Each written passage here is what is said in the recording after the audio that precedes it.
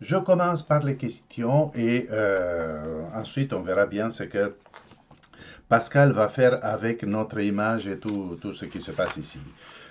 Donc, Dominique, qui dit comme ça, ma question est la suivante. J'ai une nièce qui a la maladie de Crohn.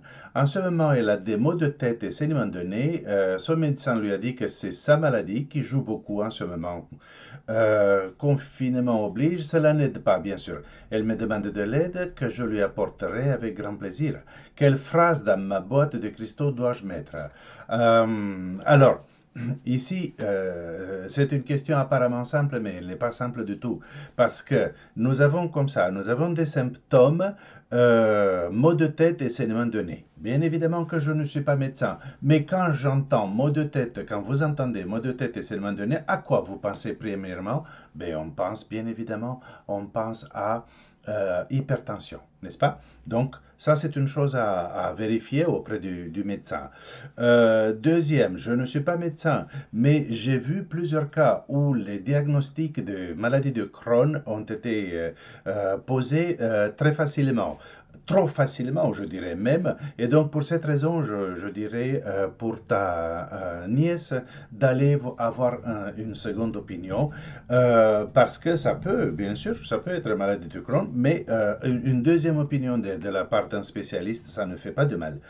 Et bien sûr, pendant ce temps, on envoie du Reiki. C'est notre travail d'envoyer du Reiki. Et dans ce cas-là, qu'est-ce qu'on va faire? On va envoyer, comment elle s'appelle la nièce? Julie. Donc, j'envoie du Reiki à Julie, encore et encore.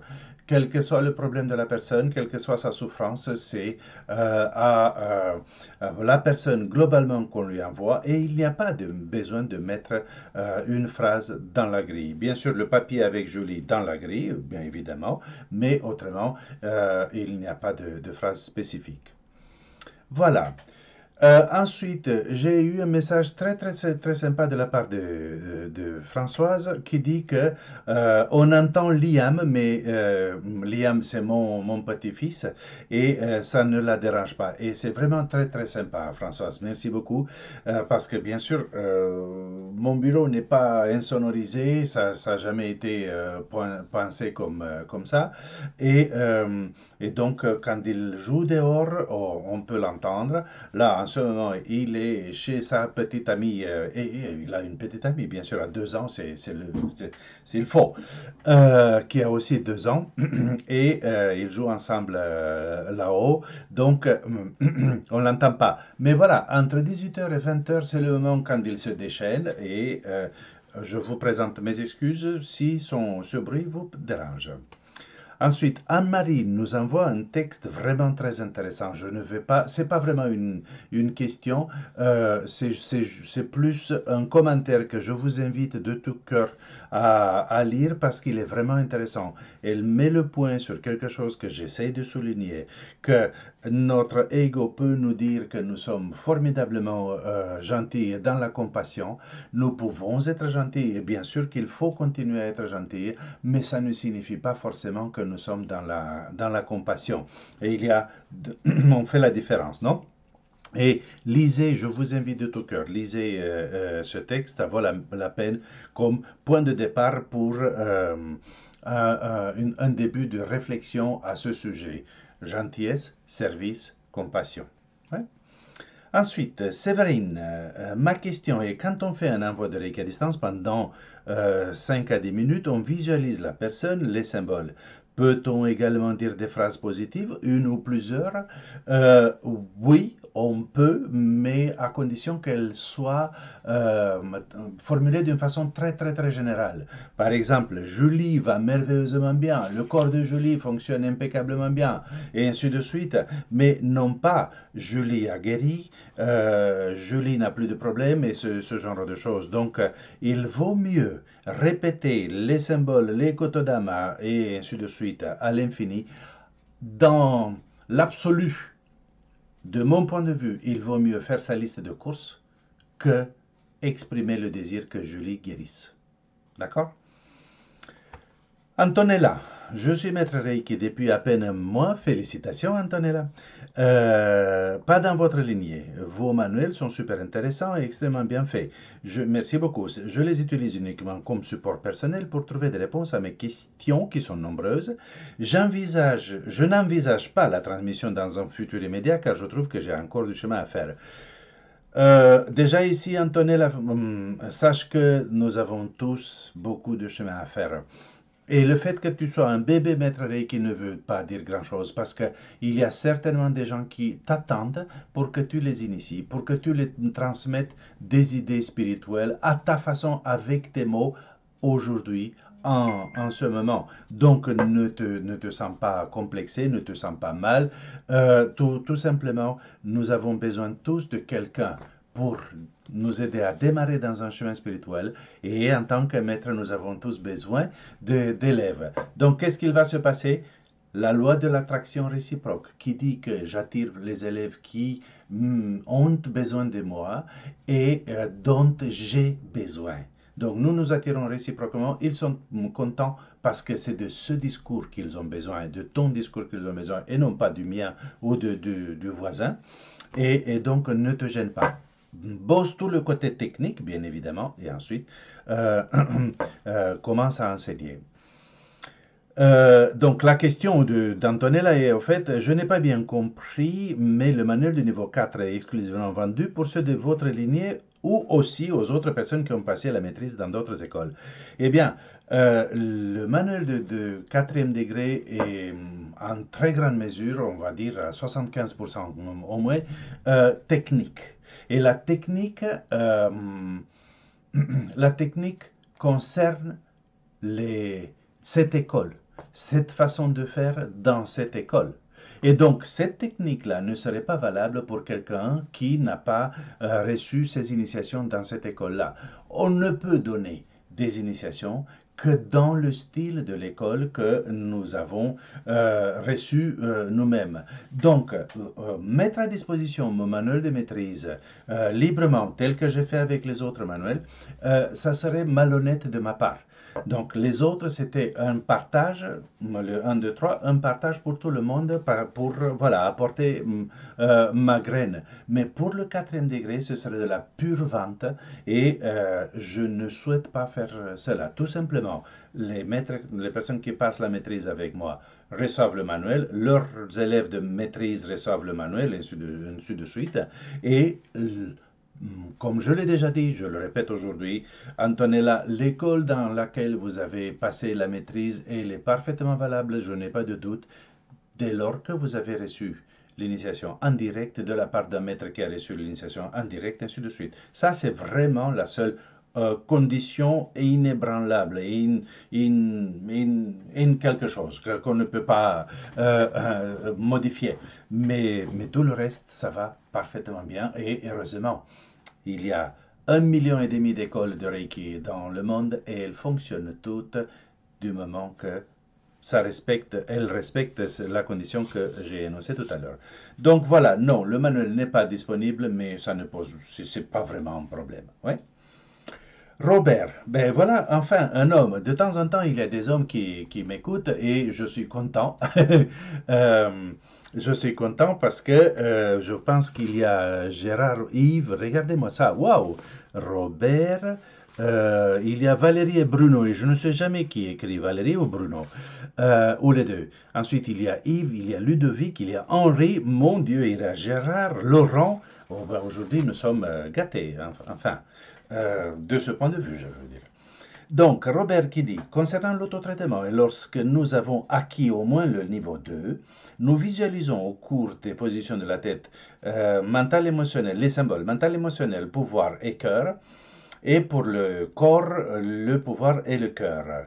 Lorsque nous atteignons le 3e, nous ajoutons éventuellement le symbole de maître. Avant la visualisation, notre maître nous a préconisé en plus de tracer mentalement les symboles. Je pense que c'est une bonne préconisation et que cela renforce l'apprentissage du traçage des symboles. Et toi, qu'en penses-tu? Est-ce superflu?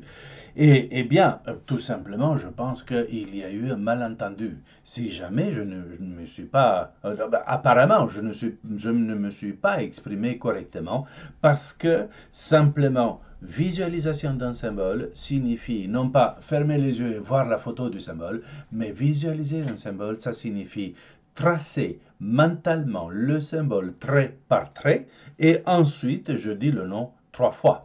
Donc ça, c'est la visualisation. Ça n'existe pas. Imaginez, toutes les personnes de deuxième degré comprennent facilement. Essayez de fermer les yeux en ce moment même et dites-moi, dites-le mentalement en tout cas, êtes-vous en mesure de visualiser le symbole de distance simultanément, voir simultanément et avoir conscience simultanément de tous les traits? Non. Vous devez passer en revue le symbole de haut en bas, éventuellement vous tracez, vous dites le chiffre qui correspond à chaque trait, et ainsi de suite, tel que vous avez l'habitude. Et quand vous arrivez au milieu, voire en bas, vous n'avez plus conscience de la partie d'en haut. Donc, on ne peut pas visualiser ce symbole comme une photo, mais visualisation signifie je trace le symbole, je dis le nom 3 fois. Donc, ce que ton maître t'a dit, Robert, c'est parfaitement correct. Deuxième question de Robert, lorsque nous devenons maîtres, doit-on rajouter d'autres symboles au cours de nos autotraitements? Eh oui, bien évidemment, et puisqu'on a des nouveaux symboles, on va les ajouter, on va les utiliser, et on nous explique de quelle façon, quels sont ces symboles, quel ordre et de quelle façon. D'accord? Et j'arrive à Bruno et Valérie, ou Valérie et Bruno, je ne sais pas qui signe, mais parce que les deux sont là. Mais bien sûr, peut-être que les deux sont présents et les deux regardent. En tout cas, Valérie et Bruno disent une interrogation sur le positionnement des symboles sur soi ou dans l'espace devant soi. Lorsque je fais mes autotraitements, je positionne les symboles sur moi en les traçant à l'inverse ou en visualisation sur mon image face à moi. Sur un traitement, je les trace sur moi avant le traitement, sur la personne ensuite. Sur les envois à distance, je trace les symboles face à moi dans l'espace. Pour recharger mon cristalmètre, je suis partagé, mais je dessine dans l'espace également, pas sur moi. Est-ce la bonne démarche? Eh bien, j'ai lu tout cela parce que quand je l'ai lu la première fois dans le mail, ça m'a paru un bon mix. Et là, je retrouve la même sensation. Je ne sais plus quoi faire. Ouais? Et donc, règle très, très, très simple et très logique. Je commence une séance de Reiki, quelle qu'elle soit, autotraitement, séance pour une autre personne ou envoi à distance. Donc, je fais le Kenyoku. J'active les mains avec le ou les symboles. Je trace dans l'air devant moi, comme si c'était un tableau blanc ou un tableau noir. Je trace tous les symboles que j'ai à ma disposition. Je fais mon autotraitement. Et là, mentalement, je visualise, c'est-à-dire, comme j'ai dit tout à l'heure, je trace mentalement les symboles, mais toujours ici. C'est très complexe, particulièrement complexe de visualiser les symboles sur soi. Il y a des gens qui ont de la capacité mentale de le faire, mais pas tout le monde. Et ça prend du temps, et c'est lourd, et c'est frustrant, et ainsi de suite. Donc, qu'est-ce qu'on fait? Les mains. Je ne décolle plus les mains pour tracer les symboles, bien évidemment, et je trace mentalement les symboles comme ça, devant moi. OK? J'ai une personne, je donne une séance à une autre personne, mais c'est la même procédure. Je me suis préparé, comme j'ai dit, j'ai tracé les symboles dans l'air avant de commencer, et ensuite je pose les mains sur chaque position que j'ai à faire, et mentalement, je répète les symboles que je veux faire. Donc, mentalement, je trace le nom 3 fois.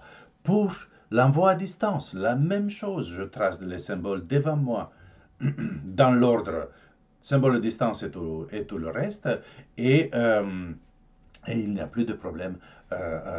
Ensuite, je ne dois pas les tracer ni à l'inverse, ni tête en bas, ni n'importe comment. Je peux le répéter, mais c'est toujours cohérent de mon point de vue, facile de mon point de vue. D'accord? Pour charger le cristalmètre, c'est pareil. Kenyoku, j'active les mains, euh, j'active les symboles dans l'air, je prends le cristalmètre dans ma main et je le charge. Je visualise éventuellement les symboles qui entrent et se logent dans le cristal. Oui, simple, non? J'espère que j'ai été clair et que c'est beaucoup plus simple que ça. Euh, Yves nous propose une nouvelle phrase pour l'envoi à distance. L'éveil de conscience au niveau planétaire élimine toute peur et amène l'humanité à l'unité. Belle phrase, n'est-ce pas? Oui, belle, je la considère en tout cas, c'est pour ça que je la vois. Yves m'a permis de bidouiller les mots, j'ai remplacé un ou deux petits mots et voilà la phrase que je vous propose, je ne l'ai pas ajoutée comme d'habitude. Je vous l'ai dit, l'éveil de conscience au niveau planétaire élimine toute peur et amène l'humanité à l'unité. Ouais, c'est vraiment bien. Toute peur, ça fait référence à un tas de peurs et c'est grâce à cela que nous n'avons plus ces peurs, que nous pouvons nous approcher les uns des autres et créer l'unité. Super. Ensuite, Ludovic. Ludovic de la Réunion. C'est le même qui faisait son autotraitement à la plage et dans l'eau et tout cela. Il parle rarement, mais quand il parle, voilà, ici nous avons 5 questions. Euh, et donc, première question. Et cogiter ou avoir des pensées parasites pendant un envoi à distance peut-il vraiment nuire à son efficacité? Juste poser les mains ne devrait-il pas suffire? Et tant pis si l'on pense à autre chose. Alors là, Ludovic, tu es passé d'une extrême à l'autre. Cogiter ou avoir des pensées parasites, c'est-à-dire des pensées qui n'ont rien à voir avec l'envoi à distance, c'est quelque chose de tellement banal que tout le monde le fait. Et si quelqu'un d'entre vous, vous n'avez aucune pensée parasite étrangère à l'envoi en soi quand on fait un envoi à distance, félicitations, vous allez être proposé pour le prix Nobel. Mais tout le monde a des pensées parasites et le truc est qu'on retourne l'attention sur l'envoi. Maintenant, tu vas à l'autre extrême et tu dis, juste poser les mains, ça devrait suffire et tant pis pour les pensées. Et non, parce que dans ce cas, ça serait vraiment superficiel. Je démarre l'envoi à distance et ensuite je regarde la télé. Non? Je regarde la télé ou je sais pas, je lis ou je fais un truc. Ah, ting, ça terminé, je termine. Non, il ne faut pas exagérer non plus. Donc on fait de son mieux, on reste focalisé, concentré de son mieux réellement. Et ensuite on verra dans quelle mesure, pour commencer, nous sommes capables de maintenir vraiment l'attention ou de temps en temps, il y a des pensées parasites que je les laisse passer et je retourne l'attention sur mon envoi. Deuxième, doit-on toujours utiliser les mains pendant un envoi à distance? Il me semble, pour l'avoir déjà fait, que seule ma focalisation mentale sur un support ou juste fermer les yeux et utiliser mon imagination suffisait. C'est le retour d'expérience que j'ai à mon niveau puisque c'est la source qui émet l'énergie lors d'un envoi. Quel est ton avis sur la question? Ben, je suis bien sûr, je suis parfaitement d'accord avec toi que les mains ne sont pas obligatoires. Sont-elles nécessaires? Oui, mais pas obligatoires. Dans le sens que, pourquoi on place les mains comme ça? C'est un protocole, un rituel, mais je ne veux pas utiliser le mot rituel parce que ça nous fait penser à d'autres choses et ce n'est pas le cas, mais c'est un protocole. Et quand je fais un geste, ma focalisation mentale est tellement plus simple. De plus, c'est pratique parce que je peux avoir le papier dans la main. Sur le papier, je peux avoir le cristal. Et donc, tout cela, ça joue un rôle pratique et ça facilite la concentration mentale, réellement. Notre esprit, notre inconscient et notre esprit a besoin de recevoir des ordres, des indications précises et ça, c'est un automatisme qu'on s'est créé et donc quand je pose les mains comme ça, je ne les pose que pour faire un envoi à distance. Donc automatiquement, je me place dans l'état d'esprit nécessaire. Mais si je suis dans le bus, dans le métro ou dans un lieu public où il y a plein de gens autour de moi, vous vous doutez que je ne fais pas ça, mais tout simplement, mes mains peuvent se coller et je peux placer les mains sur mes cuisses ou sur mes genoux confortablement. Là, dans l'image, on ne le voit pas, mais en tout cas, je le fais confortablement et pas de souci. Ouais. Donc, voilà, on s'adapte, mais probablement que 99,9% des envois à distance, on le fait en utilisant les mains. Troisième question, que répondrais-tu aux personnes seulement initiées au premier degré quand vient le moment de faire l'envoi à distance alors qu'elles n'ont pas encore reçu le symbole de distance? Eh bien, grâce à toi, j'ai marqué en rouge sur tous les papiers que je vous ai placés dans mon site aujourd'hui. J'ai placé, qu'il faut que je la trouve, voilà. Si jamais vous ne l'avez pas vu, ben, je le mets sur le chat maintenant. Voilà. Pour les personnes ayant le Reiki 1, l'intention est que l'énergie Reiki coule vers le destinataire choisi pour le plus grand bien de tous et en harmonie avec l'univers, tout simplement. Quatrième question, celle-là est pour les paresseux, mais comme il m'arrive d'être un paresseux pressé, je préfère te la poser pour les urgences. Alors, ce que je t'invite à faire, Ludovic, c'est continuer à être paresseux. Peut-être qu'un bon jour tu vas être accepté dans mon club, dont je suis le président. Mais un paresseux est une personne intelligente et je sais que tu es très intelligent. Et donc, je sais parce qu'on se connaît personnellement, pour les personnes qui ne l'ont pas compris. Euh, et un paresseux intelligent ne va pas sauter des symboles. Euh, nous pouvons faire l'autotraitement avec un seul symbole à la fois, peut-être faire un envoi en activant seulement le symbole de distance. Non, c'est le symbole de distance justement qui prend le plus de temps. Ouais. Et ensuite, les autres, c'est vite fait. Donc, ce genre de paresse, non. Vous voulez vraiment être un grand paresseux et économiser du temps, alors il faudra travailler avec les symboles, tous les symboles. Je dirais une moyenne de 150 ans quotidiennement. Et à ce moment-là, on sera en mesure de faire comme Hiroshi Doi Sensei a dit il y a un certain temps. Il a dit un peu, il a dit correctement quand il l'a dit, mais les gens n'ont pas capté les circonstances et le sérieux de cette affirmation, parce que Hiroshi Doi a dit, à partir d'un certain moment, on peut renoncer au symbole et n'utiliser que le symbole de maître. Intéressant, n'est-ce pas? Mais je vous le dis que l'immense majorité d'entre nous ne sont pas encore prêts. Et c'est pour ça que je dis 150 ans de pratique quotidienne, de méditation, de travail avec les symboles, et à un moment donné, ils vont être intégrés au point que on n'aura plus besoin peut-être des symboles. Mais ça, c'est, comme on a déjà dit, ça c'est le nord, ça c'est le point d'arrivée. Et pour arriver à ce point d'arrivée, je ne le vois même pas. Moi, sérieusement, je ne fais pas d'excès de zèle ou de bêtises, mais tout simplement, je ne vois pas ce point d'arrivée. Parce que, en tant qu'être humain plus ou moins normal, j'ai plein de pensées parasites, j'ai plein de soucis, j'ai plein de si, plein de désirs, plein de non-désirs et plein de trucs.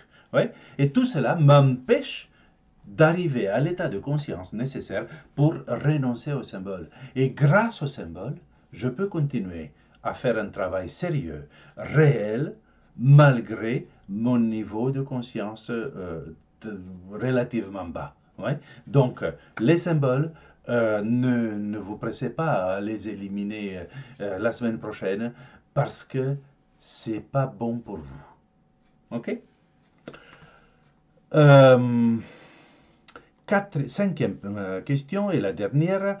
Mais en tout cas, tu as fait ton plein pour une semaine, attention. Euh, Quand nous avons mal tracé le symbole dans l'air ou que nous avons l'impression que malgré notre bonne volonté, les traits se chevauchent, devons-nous toujours les retracer à titre de précaution? Alors, j'ai mal tracé un symbole, je me suis rendu compte, je l'efface. le geste, encore une fois, c'est pas, n'efface pas, mais c'est mon intention qui est soutenue, renforcée par le geste. Donc, je l'efface et je le reprends. J'ai mal tracé le symbole et je ne me suis pas rendu compte, malgré le fait que je me suis appliqué, que j'ai fait de mon mieux et je ne me suis pas rendu compte malgré tout.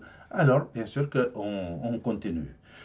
Plus le temps passe, moins c'est pardonnable de tracer mal les symboles. Parce que vous êtes censé de passer un certain temps, en tout cas quand on reçoit de nouveaux symboles, de passer un certain temps, suffisamment longtemps pour intégrer les symboles correctement, vraiment pleinement. Et ensuite seulement on peut pas, passer à d'autres pratiques un peu plus complexes. Donc, et chevaucher, superposer les traits d'un symbole, inadmissible pour un maître Reiki. Donc, c'est pas à toi, Ludovic, que je m'adresse, mais à tous les maîtres Reiki d'ici, vous le savez, superposer les traits du même symbole, c'est inadmissible.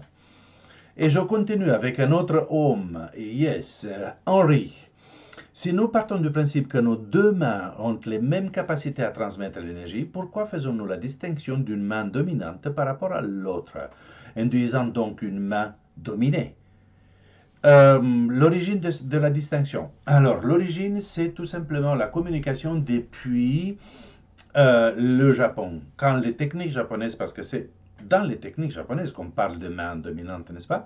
Quand les techniques japonaises sont arrivées, on a dit on utilise la main dominante ou la main non dominante. Et donc c'est devenu comme des automatismes, des choses que ce genre d'automatisme tellement peu important qu'on ne le remet pas en question. Mais c'est une excellente question, Henri, parce que euh, qu'arriverait-il si je changeais les mains? Donc on a dit, pour le traitement mental selon Mika Usui, main dominante sur la nuque, main non dominante sur le front. Et si je faisais l'inverse, qu'est-ce qui arriverait? Mais rien du tout. La technique serait tout aussi valable. Mais si je n'ai pas d'indication précise, je me poserai toujours la question, quelle est la meilleure main, ça ou ça?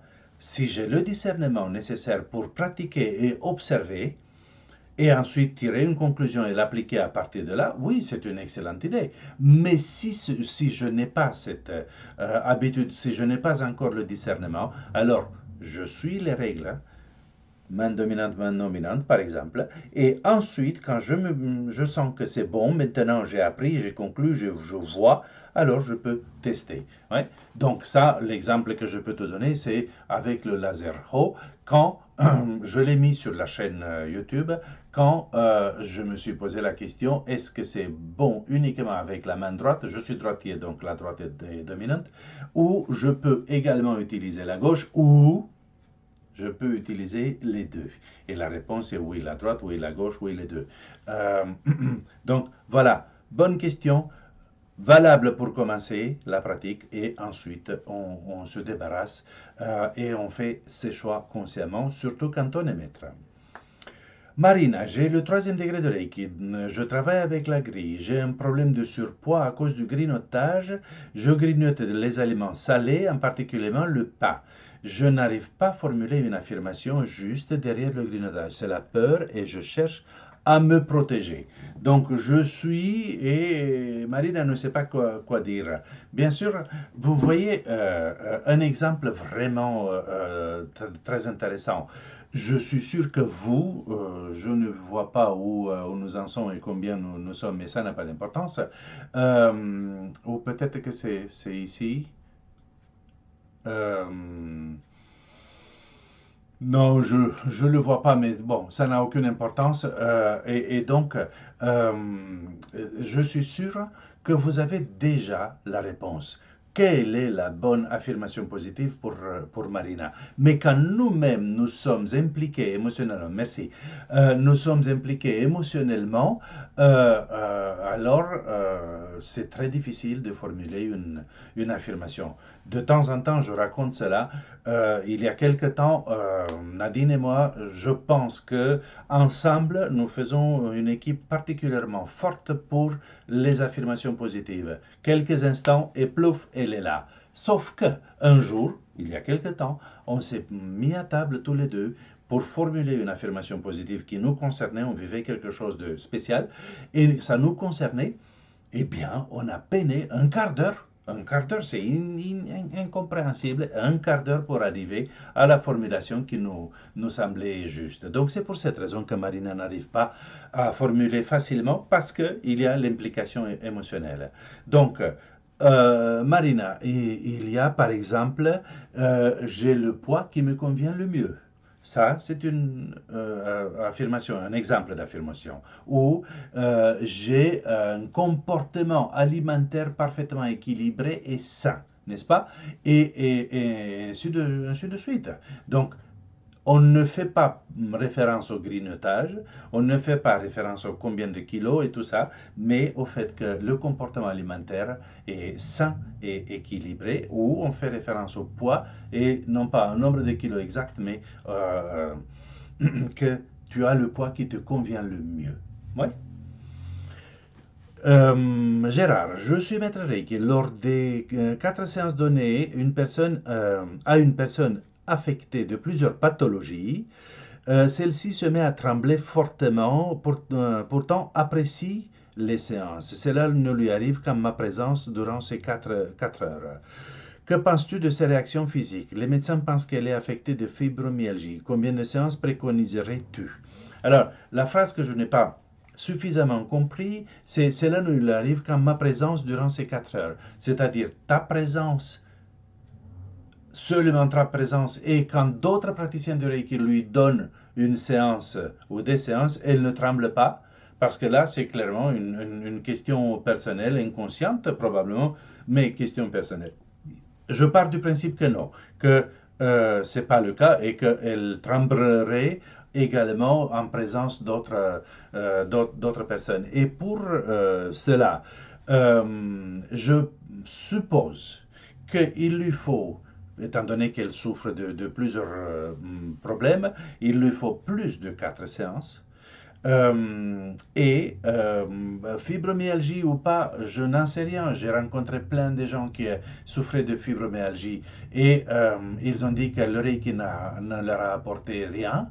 Et beaucoup plus, ça c'était une petite minorité, et beaucoup plus qui ont dit oui, grâce à la pratique du Reiki, ils ont pu reprendre leur activité naturelle, jusqu'à une dame qui disait ça faisait tellement d'années que je ne conduisais plus et ça me manquait. Et là, j'ai fait 5 kilomètres en voiture. Vous vous rendez compte ce que c'est 5 kilomètres en voiture quand pendant des années, elle ne pouvait pas le faire. Donc, conclusion, il n'y a rien à faire. On donne et on donne et on donne des séances autant que possible. Ouais. Tous les jours, si possible, surtout si les pathologies sont lourdes et anciennes. Oui. Bien sûr, si c'est tous les jours, peut-être c'est trop difficile pour toi, Gérard, et peut-être tu peux travailler, collaborer avec quelqu'un d'autre qui veut aider cette personne pour qu'elle puisse recevoir au moins 5 séances par semaine, peut-être même 6 séances par semaine pendant quelques semaines. Madeleine, j'ai une question au sujet des envois à distance. Ah, intéressant. Un envoi Reiki à distance sans cristal dure 24 heures, d'après l'enseignement que j'ai reçu au 2e degré. Avec le cristal, je sais qu'on peut sauter une journée, par exemple le 3e jour. Ça, c'est une façon intéressante de formuler. Mais en ce qui concerne l'intensité de l'envoi, est-il plus fort avec un cristal? Car en lithothérapie, un cristal de roche placé à côté d'une autre pierre amplifie ses vertus 3 fois plus. Alors, déjà, je ne peux pas m'exprimer par rapport à la lithothérapie. Je ne savais pas qu'un cristal amplifie 3 fois les vertus des pierres. Mais si je reprends, le Reiki à distance sans cristal ne dure pas 24 heures. Lors d'un envoi à distance, on lui met à disposition une quantité vraiment importante d'énergie et la personne va prendre ce qu'elle peut et ce qu'elle veut prendre. OK? Avec un cristal, ça a lieu 24 heures sur 24. Sans cristal, 5 à 10 minutes et point. Avec un cristal, 24 heures sur 24 jusqu'à 3 jours.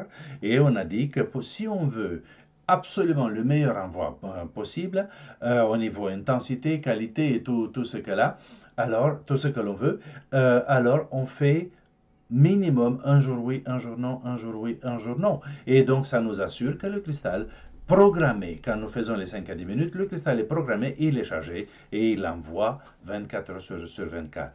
Plus intense, moins intense, aucune importance parce que de toute façon, la quantité d'énergie qui est mise à disposition de la personne est telle qu'elle peut se servir en toute liberté, tout ce qu'elle veut, tout ce qu'elle peut. Ouais. Et voilà ma réponse à Madeleine. Encore quelques minutes et notre liste est presque terminée. Laurent, à l'occasion de 2 séances Reiki à distance sur peluche, il m'est arrivé un phénomène surprenant. Donc, les deux cas, je résume, les deux cas, Laurent fait l'envoi avec 45 minutes de retard. Et dans les deux cas, les deux personnes lui disent merci beaucoup, c'était très fort. Donc, la question est, était-ce un ressenti placebo ou est-ce que je peux confirmer que l'énergie peut arriver quand la personne est prête à recevoir, même avant l'envoi? Je confirme que c'était du placebo. Euh, et ensuite, Laurent complète en disant et la physique quantique qui a constaté le même phénomène sur les électrons pourrait-elle un jour nous donner explication et valider ainsi les techniques énergétiques? Euh, je ne doute pas que la physique quantique va expliquer plein de phénomènes. Il y a un début de compréhension et voilà, on va dire comme ça. La physique quantique, combien d'entre vous savez-vous expliquer ce que c'est? Pas beaucoup. La théorie de la relativité, combien d'entre vous pouvez vous expliquer cela? Pas beaucoup. La deuxième loi de la thermodynamique, combien de personnes peuvent expliquer ça? Pas beaucoup, et ainsi de suite. Donc, il est vraiment intéressant de ne jamais venir avec des explications ou des commentaires par rapport au « le Reiki peut être parfaitement expliqué par la physique quantique ». Parce que vous voyez, le mot quantique est tellement à la mode aujourd'hui que personne ne le prend au sérieux parce qu'aujourd'hui, tout est quantique. Oui, et je m'excuse, mais je vais le dire, je ne peux pas ne pas le dire.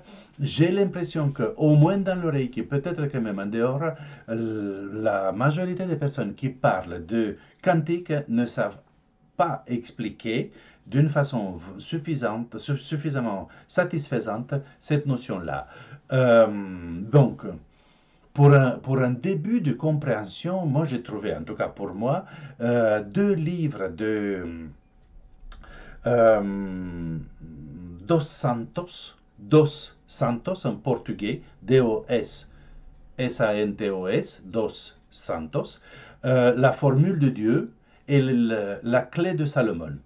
Deux livres qui sont des aventures, actions, ainsi de suite, mais des livres écrits par un scientifique et validés par des scientifiques. Et c'est là où j'ai compris quelque chose, mais je ne suis toujours pas en mesure d'expliquer ce que j'ai compris. Ouais? Donc ça, c'est la physique quantique et les lois formidables et Einstein et tout cela. Donc, pour revenir à la question de Laurent, oui, du placebo. Est-ce que le placebo fonctionne? Oui, mais d'après ce que j'ai compris qu'il fonctionne entre 29 et 39%, tandis que le Reiki, l'envoi de Reiki à distance, fonctionne à 100%. Attention, je ne dis pas qu'il y a des guérisons. Je dis qu'il fonctionne, que la personne, le destinataire, reçoit du Reiki 100% et qu'il n'a pas besoin de se créer des images ou d'imagination ou de sensations. D'accord? Voilà. J'ai un message de la part de Nadine pour Sabine de Marseille. Nadine te dit officiellement et devant tout le monde, te dit merci beaucoup. C'était une grande surprise. Merci beaucoup, Sabine. Enfin, la dernière question de la part de Corinne. Est-il possible de donner une séance de Reiki que sur le devant du corps? Très intéressant. Pour une personne très très forte qui a énormément de mal à se retourner et surtout lorsqu'elle se retourne, cela l'empêche de retrouver son état de relaxation. l'état atteint dans la première partie de la séance car elle a des difficultés respiratoires et n'est pas du tout à l'aise sur le ventre. Si oui, vaut-il mieux faire 2 fois plus de positions sur l'avant du corps ou rester plus longtemps sur chaque position avec l'intention que l'énergie aille sur le dos de la personne? Alors, la réponse est oui. Il n'est pas obligatoire de faire tourner la personne. Rappelez-vous que cette façon de faire la séance de Reiki sur la table de massage, c'est la façon la plus confortable pour la personne et surtout la plus confortable pour nous. Mais que la séance peut être donnée dans n'importe quelle autre euh, position. Je ne sais pas comment Mikao Sui faisait, mais je sais comment Madame Koyama, le 6e président de l'organisation fondée par Mikao Sui, elle plaçait les gens euh, le nom de l'autre livre, la clé de Salomon et la formule de Dieu. Donc elle plaçait, Madame Koyama plaçait les gens assis dans un fauteuil et elle travaillait sur la personne assise. Donc ça, c'est une indication. Deux, cette personne dont tu parles, Corinne, elle reste allongée sur le dos, tu as les mains sur le devant de son corps et bien sûr, tu peux rester plus de temps. Mais moi, je dirais, j'écouterai plus, ferai plus attention à ce que mes mains me disent. Parce qu'il est fort probable que dans certaines positions, tu sentes beaucoup d'énergie qui passe. Donc les mains chauffent beaucoup ou d'autres sensations. Et dans d'autres situations, dans d'autres positions, les mains ne chauffent pas tant, voire ça chauffe et pouf, ça se réduit immédiatement. Donc écoute tes mains, fais la séance plus au ressenti qu'au timing et ça va être probablement la meilleure formule. Si tu as le 3e degré, tu appliques également le Reiji Ho et technique que j'enseigne au 3e degré, qu'on enseigne en général au 3e degré. D'accord? Voilà, et avec cela, nous avons terminé les questions du jour. Comme d'habitude, je bois un coup de rooibos.